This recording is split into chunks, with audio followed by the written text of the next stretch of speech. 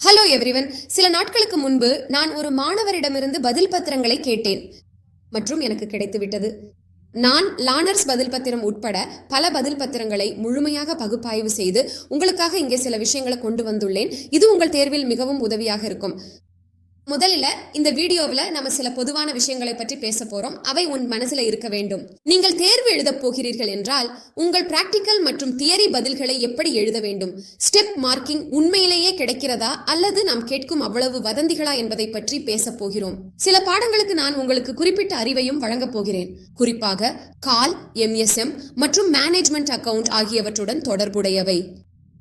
அதே நேரத்தில் உங்களுக்கு சரியான பதில் தெரியவில்லை என்றாலும் எப்படி கூடுதல் மதிப்பெண்கள் பெறுவது மற்றும் சரியான பதில் தெரியாமல் கூட கூடுதல் மார்க்குகள் கிடைக்குமா என்பதையும் நாம் பார்க்க போகிறோம்.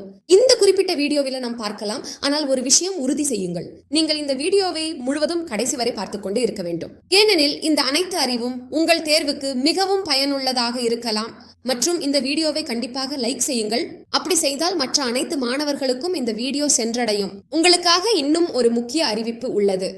நான் CMA மாணவர்களுக்கு SM, cost account, management account ஆகியவற்றுக்கான 3 மார்க் தேர்வுகள் கொண்ட ஒரு டெஸ்ட் சீரீஸ் வெளியிட்டுள்ளேன். 100 மதிப்பெண்களுக்கு முழு கேள்வி பதில் பத்திரங்களை நான் உங்களுக்காக சரிபார்க்க போகிறேன். உங்களுக்கு விமர்சனம் எழுதும் பணியை நான் செய்கிறேன். உங்கள் தவறுகள் மற்றும் மேம்படுத்த வேண்டிய இடங்களை சொல்வேன். அவற்றை உங்களுக்கு தெரிவிப்பேன். இதற்காக நீங்கள் இந்த டெஸ்ட் சீரீஸில் பதிவு செய்ய வேண்டும். லிங்க் விவரக்குறிப்பு பெட்டியில் உள்ளது. அங்கிருந்து சென்று செக் அவுட் செய்யலாம். இந்த டெஸ்டுகள் எப்போது என்றால் நான் 11 வார இடைவெளி வைத்திருக்கிறேன். அடுத்த டெஸ்டிற்காக மறுபரிசீலனை நேரம் கிடைக்க வேண்டும் என்பதற்காக OMSMக்கு 3 டெஸ்டுகள் நடைபெறும். ஒவ்வொன்றுக்கும் 11 வார இடைவெளி உள்ளது. காஸ்ட் அக்கவுண்டிங் மற்றும் மேனேஜ்மெண்ட் அக்கவுண்டிங். இந்த டெஸ்டுகளை இங்கே பார்க்கலாம். ஒவ்வொரு டெஸ்டுக்கும் இடையில் 11 வார இடைவெளி வைத்திருக்கிறேன். முழு விவரம் தெரிந்து கொள்ள வேண்டும். எப்படி பதிவு செய்வது, நேரங்கள் என்னவாக இருக்கும் மற்றும் மற்ற அனைத்தும் பற்றி நீங்கள் வலைத்தளத்தில் சென்று பார்க்கலாம். லிங்க் கீழே விளக்கப்பட்டியில் கிடைக்கும். சரி, நாம நம்முடைய வீடியோவுக்கு முன்னேறலாம். முதலில் பொதுவான வழிகாட்டுதல்களை பற்றி பேசுவோம். முதலில் நீங்கள் எழுதும் பதில்கள். நமக்கு இது பேசுவதற்கான விஷயம் என்று தோன்றலாம்.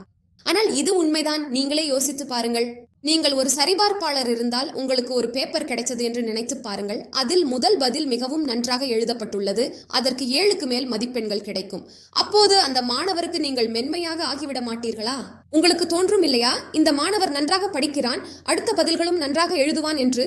உங்கள் மனதில் ஏற்கனவே அவனை பற்றிய எண்ணங்கள் உருவாகிவிட்டன. நீங்கள் ஏற்கனவே அவனுடைய ஒரு படத்தை உங்கள் மனதில் உருவாக்கிவிட்டீர்கள். அப்படித்தானே? அதே விஷயம்தான் இங்கே நடக்கிறது. சரிபார்ப்பாளருக்கு அது தெரிந்துவிட்டால் மாணவர் எழுதிய முதல் பதில் மிகவும் நன்றாக எழுதப்பட்டுள்ளது, அதற்காக முழு 7 மதிப்பெண்கள் கிடைத்தால் அந்த மாணவர் முக்கியமானவராக ஆகிவிடுவான். அடுத்த பதில்களை சரிபார்க்கும் போது இந்த நம்பிக்கை உருவாகும். நீங்கள் எப்போதும் முயற்சி செய்ய வேண்டும் என்பது உங்களுக்கு எளிதாக இருக்கும். உங்களுக்கு மிகவும் நன்றாக தெரியும். முழு மதிப்பெண்கள் கிடைக்கும் என்று நினைக்கும் கேள்வியை முதலில் எழுத வேண்டும். ஏனெனில் முதல் பதில் முக்கியம். அதேபோல் முதல் கேள்வியை எழுதும்போது உள்ளடக்கம், சீர்திருத்தம் மற்றும் வழங்கும் விதம் ஆகியவற்றையும் கவனிக்க வேண்டும்.